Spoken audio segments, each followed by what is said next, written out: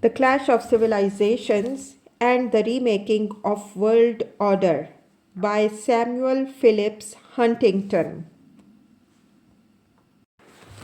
Chapter 6: The Cultural Reconfiguration of Global Politics.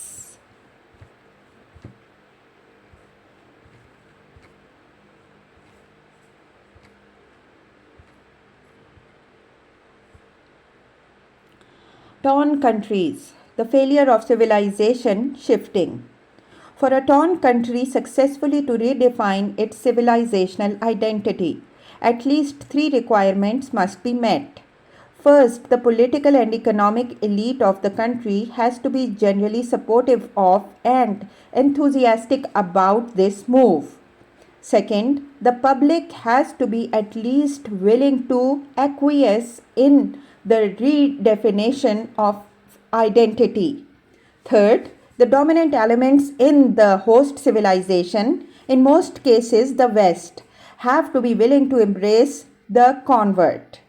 The process of identity redefinition will be prolonged, interrupted, and painful politically, socially, institutionally, and culturally. It also to date has failed. Russia. In the 1990s, Mexico had been a torn country for several years and Turkey for several decades.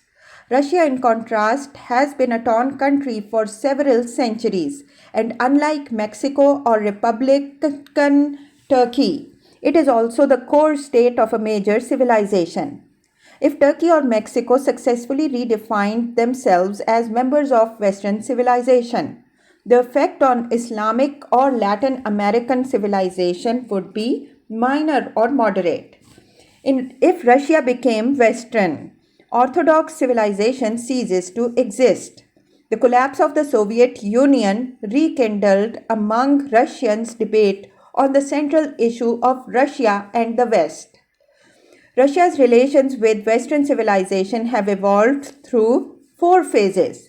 In the first phase, which lasted down to the reign of Peter the Great, 1689 to 1725, Kievan Rus and Muscovy existed separately from the West and had little contact with the Western European societies. Russian civilization developed as an offspring of Byzantine civilization, and then for 200 years, from the mid 13th to the mid 15th centuries, Russia was under Mongol suzerainty.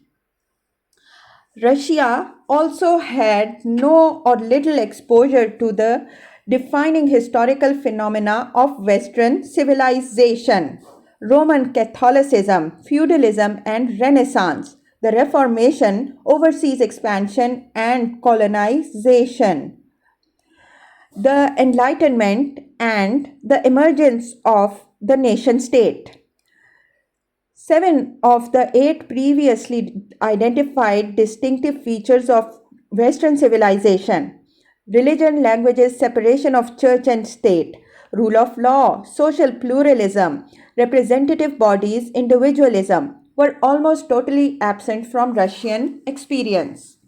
The only possible exception is the classical legacy, which, however, came to Russia via Byzantium and hence was quite different from that which came to the West directly from Rome.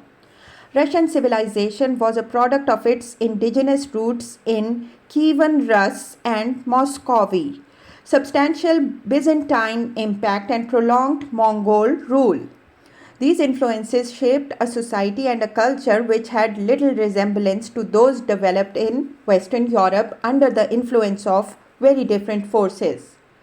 At the end of the 17th century, Russia was not only different from Europe, it was also backward compared to Europe, as Peter the Great learned during his European tour in 1697 to 1698.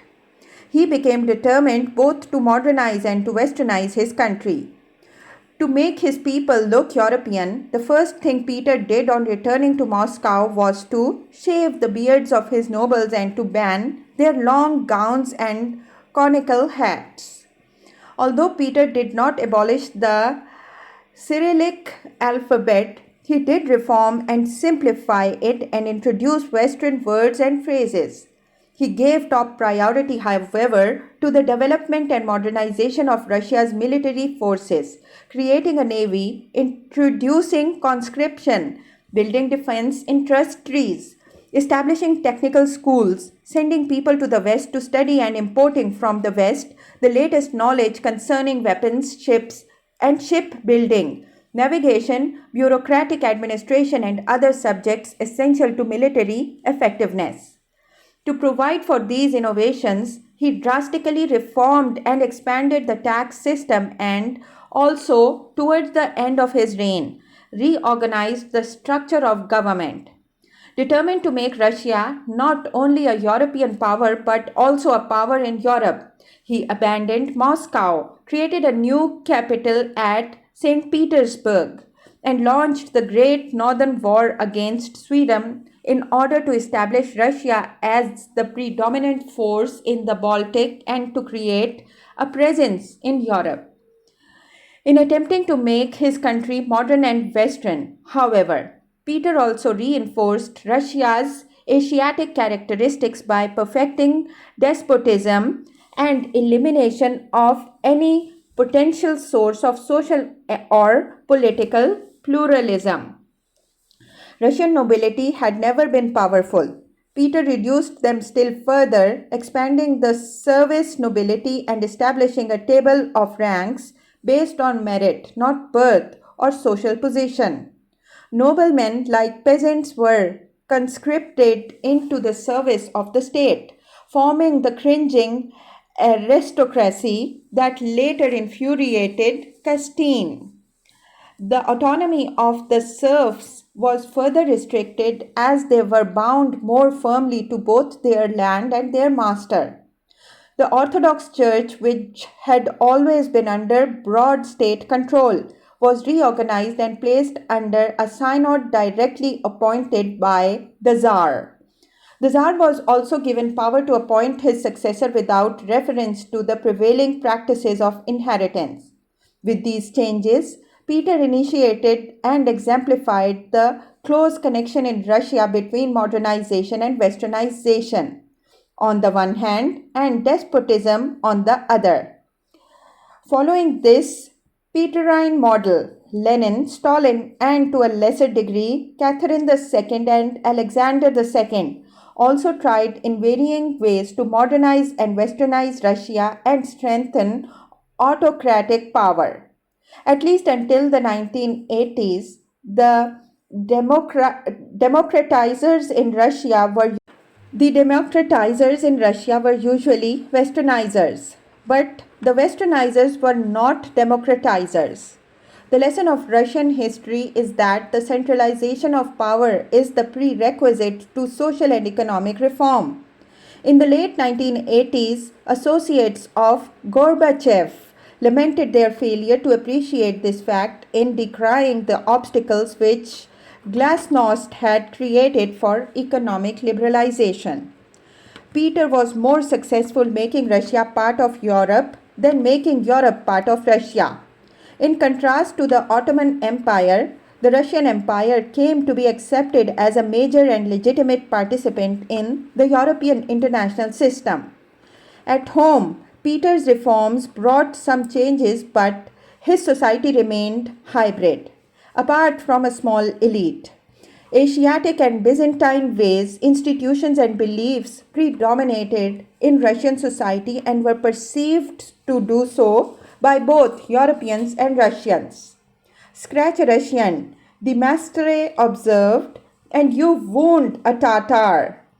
Peter created a torn country, and during the 19th century, Slavophiles and Westernizers jointly lamented this unhappy state and vigorously disagreed on whether to end it by becoming thoroughly Europeanized or by eliminating European influences and returning to the true soul of Russia. A Westernizer like Chadayev argued that the sun is the sun of the West and Russia must use this light to illuminate and to change its inherited institutions. A Slavophile like Danielewski in words that were also heard in the 1990s, denounced Europeanizing efforts as distorting the people's life and replacing its forms with alien, foreign forms, borrowing foreign institutions and transplanting them to Russian soil, and regarding both domestic and foreign relations and questions of Russian life from a foreign European viewpoint, viewing them, as it were, through a glass fashioned to a European angle of refraction. In subsequent Russian history, Peter became the hero of westernizers and the Satan of their opponents, represented at the extreme by the Eurasians of the 1920s, who denounced him as a traitor and hailed the Bolsheviks for rejecting westernization, challenging Europe, and moving the capital back to Moscow. The Bolshevik Revolution initiated a third phase in the relationship between Russia and the West, very different from the ambivalent one that had existed for 2 centuries. It created a political economic system which could not exist in the West in the name of an ideology which was created in the West. The Slavophiles and Westernizers had debated whether Russia could be different from the West without being backward compared to the West. Communism brilliantly resolved this issue. Russia was different from and fundamentally opposed to the West because it was more advanced than the West. It was taking the lead in the proletarian revolution, which would eventually seep across the world. Russia embodied not a backward Asiatic past but a progressive Soviet future. In effect, the revolution enabled Russia to leapfrog the West, differentiating itself not because you are different and we won't become like you, as the Slavophiles had argued, but because we are different and eventually you will become like us, as was the message of the Communist International. Yet, at the same time that communism enabled Soviet leaders to distinguish themselves from the West, it also created powerful ties to the West. Marx and Engels were German. Most of the principal opponents of their views in the late 19th and early 20th centuries were Western European. By 1910, many labor unions and social democratic and labor parties in Western societies were committed to their ideology and were becoming increasingly influential in European politics. After the Bolshevik Revolution, left wing parties split into communist and socialist parties, and both were often powerful forces in European countries. Throughout much of West, the Marxist perspective prevailed. Communism and socialism were seen as the wave of the future and were widely embraced in one way or another by political and intellectual elites. The debate in Russia between Slavophiles and Westernizers over the future of Russia was thus replaced by a debate in Europe between left and right over the future of the West and whether or not the Soviet Union epitomized the future. After the World War II, the power of the Soviet Union reinforced the appeal of communism both in the West and, more significantly, in those non Western civilizations which were now reacting against the West. Elites in Western dominated non Western societies who wished to seduce the West talked in terms of self determination and democracy. Those who wished to confront the West invoked revolution and national liberation. By adopting Western ideology and using it to change and challenge the West, Russians, in a sense, became closer to and more intimately involved with the West than at any previous time in their history. Although the ideologies of liberal democracy and communism differed greatly, both parties were, in a sense, speaking the same language. The collapse of communism and of the Soviet Union ended this political ideological interaction between the West and Russia. The West hoped and believed the result would be the triumph of liberal democracy throughout the former Soviet Empire. That, however, was not foreordained. As of 1995, the future of liberal democracy in Russia and the other Orthodox republics was uncertain. In addition, as the Russians stopped behaving like Marxists and began behaving like Russians, the gap between Russia and the West broadened. The conflict between liberal democracy and Marxist Leninism was between ideologies which, despite their major differences, were both modern and secular and ostensibly shared the ultimate goals of freedom, equality, and material well being. A Western Democrat could carry on an intellectual debate with a Soviet Marxist. It would be impossible for him to do that with a Russian Orthodox nationalist. During the Soviet years, the struggle between the Slavophiles and Westernizers was suspended as both Solzhenitsyn and Sakharov's challenged the communist synthesis. With the collapse of that synthesis, the debate over Russia's true identity re-emerged in full vigor. Should Russia adopt Western values, institutions, and practices and attempt to become part of the West? Or did Russia embody a distinct Orthodox and Eurasian civilization, different from the West's, with a unique destiny to link Europe and Asia? Intellectual and political elites and the general public were seriously divided over these questions. On the one hand were the Westernizers, cosmopolitans or Atlanticists, and on the other, the successors to the Slavophiles, variously referred to as nationalists, Eurasianists, or Derzaveniki, strong state supporters. The principal difference between these groups were over foreign policy and to a lesser degree economic reform and state structure. Opinions were distributed over a continuum from one extreme to another. Grouped toward one end of the spectrum were those who articulated the new thinking espoused by Gorbachev and epitomized in his goal of a common European home, and many of the Yeltsin's top advisors expressed in his desire that Russia become a normal country and be accepted as the eighth member of the G7 club of major industrialized democracies.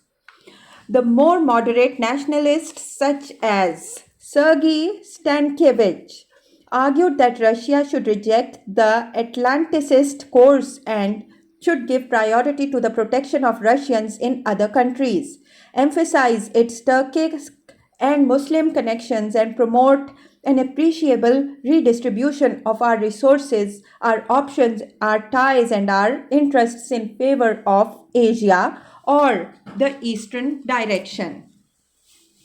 People of this persuasion criticize Yeltsin for subordinating Russia's interests to those of the West, for reducing Russian military strength, for failing to support traditional friends such as Serbia, and for pushing economic and political reforms in ways injurious to the Russian people. Indicative of this trend was the new popularity of the ideas of Peter Tchaikovsky, who in the 1920s argued that Russia was a unique Eurasian civilization.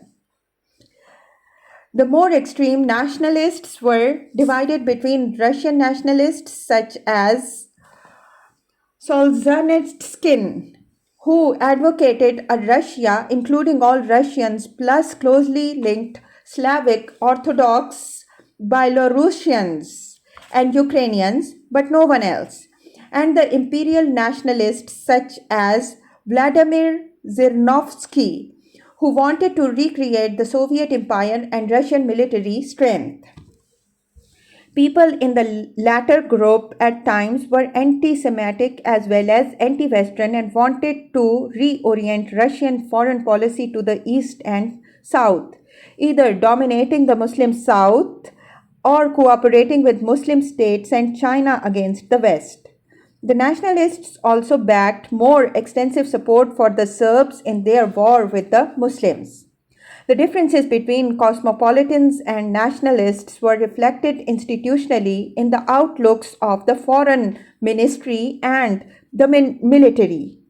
They were also reflected in the shifts in Yeltsin's foreign and security policies, first in one direction and then in the other.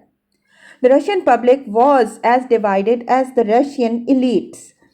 A 1992 poll of a sample of 2069 European Russians found that 40% of the respondents were open to the West, 36% closed to the West, and 24% undecided. In the December of 1993 parliamentary elections, reformist parties won 34.2% of the vote, anti-reform and nationalist parties 43.3%, and centrist parties 13.7%. Similarly, in the June 1996 presidential election, the Russian public divided again, with roughly 43% supporting the West's candidate, Yeltsin, and other reform candidates, and 52% voting for nationalist and communist candidates. On the central issue of its identity, Russia in the 1990s clearly remained a torn country with the Western Slavophile duality, an inalienable trait of the national character. Turkey. Through a carefully calculated series of reforms in the 1920s and 1930s, Mustafa Kemal Atatürk attempted to move his people away from their Ottoman and Muslim past. The basic principles or 6 arrows of Kemalism were populism, republicanism, nationalism, secularism, statism, and reformism. Rejecting the idea of a multinational empire, Kemal aimed to produce a homogeneous nation state, expelling and killing Armenians and Greeks in the process. He then deposed the Sultan and established a Western-type republican system of political authority. He abolished the caliphate, the central source of religious authority, ended the traditional education and religious ministries, abolished the separate religious schools and colleges, established a unified secular system of public education, and did away with the religious courts that applied Islamic law, replacing them with a new legal system based on the Swiss Civil Code. He also replaced the traditional calendar with the Gregorian calendar and formally disestablished Islam as the state religion.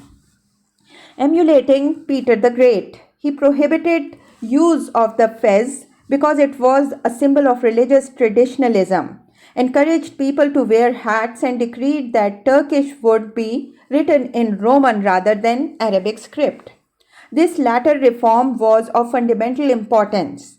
It made it virtually impossible for the new generations educated in the Roman script to acquire access to the vast bulk of traditional literature.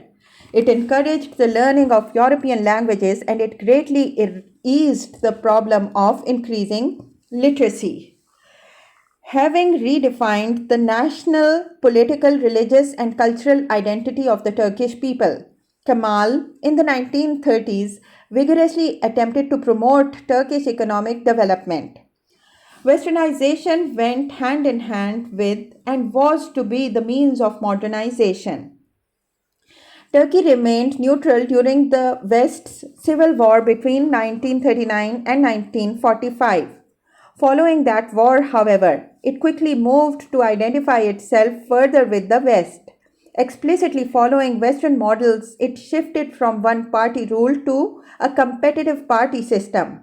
It lobbied for and eventually achieved NATO membership in 1952, thus confirming itself as a member of the free world. It became the recipient of billions of dollars of Western economic and security assistance. Its military forces were trained and equipped by the West and integrated into the NATO command structure. It hosted American military bases.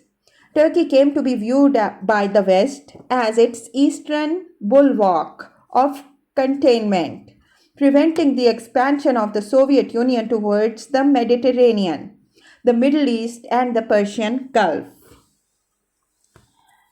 This linkage with the self-identification with the West caused the Turks to be denounced by the non-Western, non-aligned countries at the 1955 Bandung Conference and to be attacked as blasphemous by Islamic countries.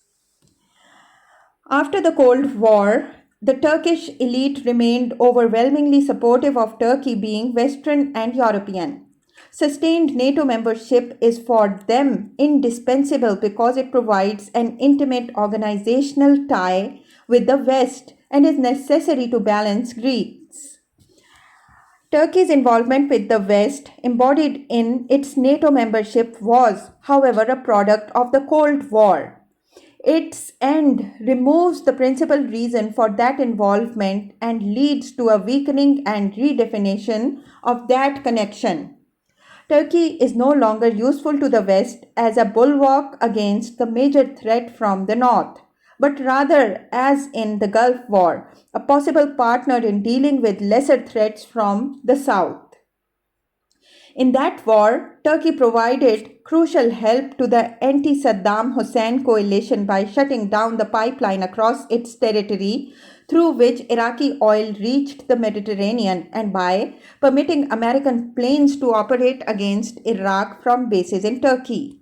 These decisions by President Özal, however, stimulated substantial criticism in Turkey and promoted the resignation of the foreign minister, the defense minister, and the chief of general staff, as well as large public demonstrations protesting Özal's close cooperation with the United States. Subsequently, both President Demirel and Prime Minister Siller urged early ending of United Nations sanctions against Iraq, which also imposed considerable economic burden on Turkey. Turkey's willingness to work with the West in dealing with Islamic threats from the South is more uncertain than was its willingness to stand with the West against the Soviet threat. During the Gulf crisis, opposition by Germany, a traditional friend of Turkey's, to viewing an Iraqi missile attack on Turkey as an attack on NATO, also showed that Turkey could not count on Western support against Southern threats. Cold War confrontations with the Soviet Union did not raise the question of Turkey's civilization identity. Post-Cold War relations with Arab countries do. Beginning in the 1980s, perhaps the primary foreign policy goal of Turkey's Western-oriented elite has been to secure membership in the European Union. Turkey formally applied for membership in April 1987. In December 1989, Turkey was told that its application could not be considered before 1993. In 1994, the Union approved the applications of Austria, Finland, Sweden, and Norway, and it was widely anticipated that in coming years, favorable action would be taken on those of Poland, Hungary, and the Czech Republic, and later possibly on Slovenia and Slovakia and the Baltic republics. The Turks were particularly disappointed that, again, Germany, the most influential member of the European community, did not actively support their membership and instead gave priority to promoting membership for the Central European states. Pressured by the United States, the Union did negotiate a customs union with Turkey. Full membership, however, remains a distant and dubious possibility.